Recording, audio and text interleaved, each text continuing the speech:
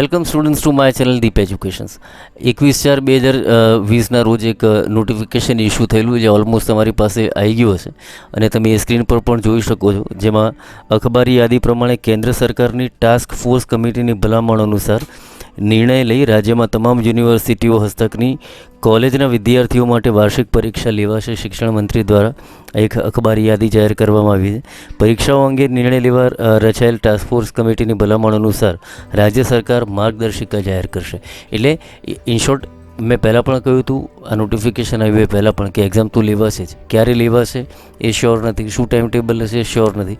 આપણી પાસે જે 1 મહિનો મળ્યો છે એ 1 મહિનાનો મેક્સિમમ યુઝ તમારે રિવિઝન તરીકે લેવાનું મેં એવું પણ કહ્યું હતું. અને પ્રિપરેશન્સ કઈ રીતે કરવી જોઈએ તો એના માટેના 2 વિડીયો મેં અપલોડ કરેલા છે, તો એ 2 વિડીયો એ તમે જોજો. એની તમને લિંક મેં ડિસ્ક્રિપ્શન બોક્સમાં આપેલી છે. મીનવાઇલ રિવિઝન કરતાં કોઈ ડાઉટ, કન્ફ્યુઝન, ક્વેરી કે ડિફિકલ્ટી નીકળે તો તમે મને કોલ કરી શકો છો, મારો સંપર્ક કરી શકો છો.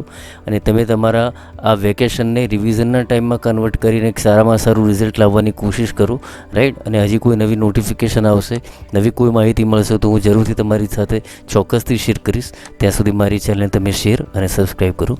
Thank you.